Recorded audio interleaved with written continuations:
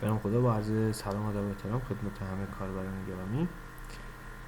دوستان، کانال ما در تلگرام آدرسش از تلگرام get bitco free و درباره ایردراپ ها و پروژه‌ای که میتونن مستعد دادن ایردراپ باشن.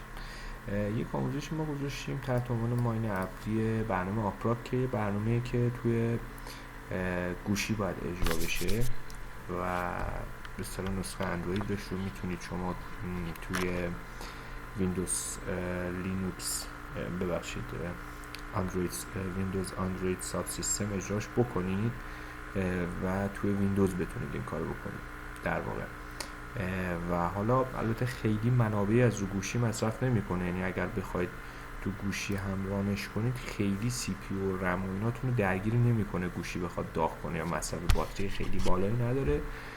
ولی اگر خب در طول روز کامپیوترتون ساعت زیادی روشنه یا لپتاپتون، از اینا میتونید استفاده کنید. این برنامه در واقع بیشتر اگر تو توضیحاتش این پایین بخونید بیشتر بحث به اصطلاح دیتا و اینترنت هست و یه جورایی مصرف اینترنتتون شاید بیشتر از سایر بخش‌ها بالاتر ببره.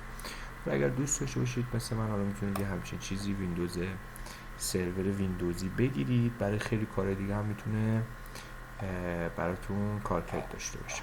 خب برای اینکه برنامه اندرویدی روی ویندوز نصب کنید، اول اینکه ویندوزتون حتما باید ویندوز 10 باشه. یعنی اگه سرور هم میگیرید ویندوز 10 یا ویندوز 10 یا 11 در واقع. یعنی اگر سروری هم وی پی اس هم میگیرید حتما باید به اون شرکتی که میخواید بگید که ویندوز 10 یا 11 روش نصب کنه، چون به صورت پیش‌فرض معمولا ویندوز سرور نصب میکنن. پس این یه نکته دوم که به یه برنامه نیاز دارید که اندروید رو روی ویندوز براتون بالا بیاره.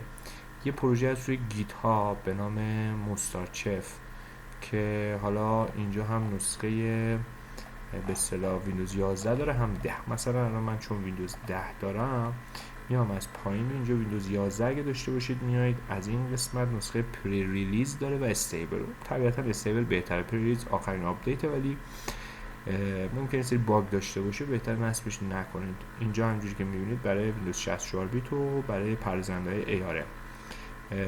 من مثلا ویندوز 10 داشتم، میام این نسخه استیبل ویندوز 10 64 بیت رو انتخاب میکنم، میام پایین تو قسمت اینجا توضیحات مختلف رو داده. مثلا میگه WSA ریلیز نایتلیه، مثلا مایند گپس، مثلا آمازون از توش پاک کردیم. من به آمازون مثلا نیاز ندارم، برای من این ورژن از همه برای من بهتره. میگه آمازون نداره ولی گوگل پلی استور و گوگل پلی سرویس رو داره، پس این نسخه بهترین نسخه است برای من. حالا کسی اگه خواست آمازون هم داشته باشه میاد میگرده مثلا این نسخه رو میزنه، میگه آمازون رو داشته باشه، گوگل پلی و گوگل سرویس هم داشته باشه، یا برعکس آمازون نداشته باشه گوگل هم نداشته باشه. توضیحاتش رو نوشته.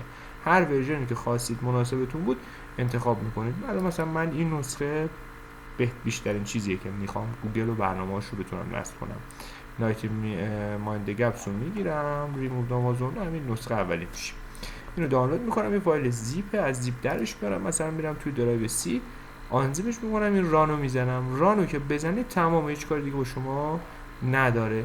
یه WSA setting براتون نصب میکنه که حالا از تو استارت میتونید بیاریدش. اینجا من نهادش کلیک میکردم دیگه. با این پوشه شما کاری ندارید. خب همه چی توی استارت میاد، همین ستینگ به اصطلاح WSA. و من WSA اگه بزنم WSA ببینید پلی استور رو برای من اوورد و یه اندروید هم اگر بزنم این ویندوز ساب سیستم فور اندروید، تمام تنظیمات هم میتونید اینجا اعمال کنید. حالا برنامه‌ای که دارید میتونید حذف کنید، اضافه کنید فلان اینا. و از خود کنترل پنل ویندوز هم برنامه ها میاد و میتونید از اینجا هم حذفش کنید. خب حالا میتونید لینکی که ما دادیم روش کلیک میکنید، روی همین لینک آپی.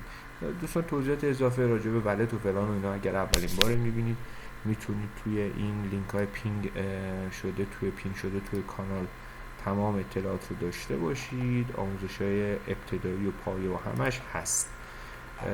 حالا در تو این برنامه آپراک میاد روی این لینک کلیک میکنید و وارد این به اصطلاح پلی استور میشید که روی ویندوز نصب شده. اوپن میزنید و اگر کد دعوتم خواستید این کد رو میزنید، استارت رو میزنید، خودش شروع میکنه به ماینش. چیز سختی نداره، یه لاگین و به اصطلاح چیزه خودش تو قسمت والد یه والد هم براتون ایجاد میکنه و توی قسمت ریوارد هم میتونید. من الان ریفرال هم خیلی ندارم ولی توی تقریبا یه هفته 122 تا توکن داد با قیمت الانش که توی صرافی جوپیتر لیسته شده $3. خیلی شاید چنگ به دل نزنه ولی قطعا قیمتش بالاتر خواهد رفت.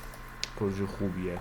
اطلاعات دیگه اینو خواستید توییتر و فیسبوک و سایر صفحات اجتماعی و تلگرام هست. اینجا هم توضیحات کامل و نوشته. خواستید روی گوشی ران میکنید، میگم زیاد منابع نمیکشه که فکر کنید خیلی گوشی رو اذیت میکنه. نه خواستید مثل من خواستید روی کامپیوتر هم اجرا کنید، از طریق همین اندروید ساب سیستم میتونید خیلی راحت اجراش کنید. اینجا هم خیلی منابع خاصی میخواد و تو وی پی اس خوبیش اینه که چون این برنامه بیشتر اینترنت مصرف میکنه، اگه وی پی اس مثلا با اینترنت نامحدود بگیرید دیگه مشکلی از اون بابت ندارید که هزینه اضافی اینترنت بخواید بدید. برای کارهای مثلا برنامه دی اندرویدی هم میدونید که خیلی راحت میتونید از این استفاده کنید.